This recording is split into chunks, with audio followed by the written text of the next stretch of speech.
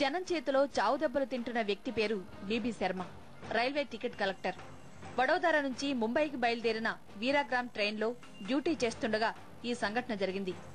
అరవింద్ నినామా అనే వ్యక్తిని టికెట్ లేకుండా ప్రయాణం చేస్తున్నందుకు శర్మ తిట్టాడు. భయంతో అరవింద్ నడుస్తున్న రైలు నుంచి కిందకు దూకాడు, చనిపోయాడు. దీంతో ఆగ్రహం చెందిన జనం శర్మను ఫుట్బాల్ ఆడుకున్నారు.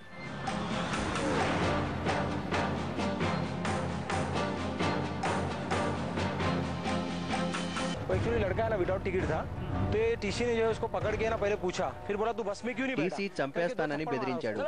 దీంతో ఆ వ్యక్తి కిందకు దూకాడు.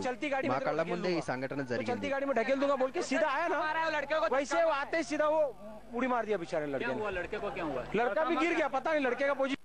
శర్మపై దాడి చేసిన జనం మానవ మృగాల్లా ప్రవర్తించారు. కింద పడేసి విపరీతంగా కొట్టారు. కుర్చీలతో కూడా దాడి చేశారు. దీంతో శర్మకు తీవ్ర గాయాలయ్యాయి. అతడి పరిస్థితి సీరియస్ గా ఉంది.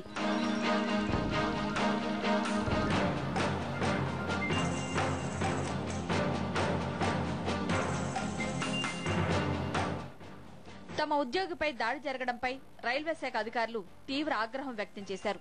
త్రిసభ్య కమిటీ ఈ సంఘటనపై దర్యాప్తు జరుపుతుందని తెలిపారు.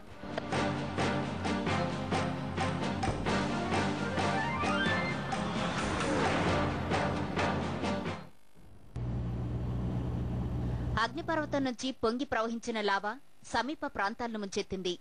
వందలాది మందిని ప్రభుత్వం సురక్షిత ప్రాంతాలకు తరలించింది. రెడ్ క్రాస్ కూడా సహాయక చర్యలో పాల్గొంటోంది. ఈ అగ్నిపర్వతం పేరు ఐజా ఫిజా జోకుళ్ళు. 200 ఏళ్ల క్రితం అంటే 1820లో ఇది బద్దలైంది. సుదీర్ఘ విరామం తర్వాత అగ్నిపర్వతం బద్దలు కావడం స్థానికుల గుండెల్లో గుబులు రేపింది. దేశవ్యాప్తంగా ఐస్లాండ్ ప్రభుత్వం అలర్ట్ ను ప్రకటించింది. అగ్నిపర్వతం చుట్టూ 120 నాటికల మైళ్ల దూరం వరకు విమాన సర్వీసులను నిలిపివేసింది. అమెరికా, బ్రిటన్, కెనడా దేశాల నుంచి ఐస్లాండ్ కు విమాన సర్వీసులను రద్దు చేశారు.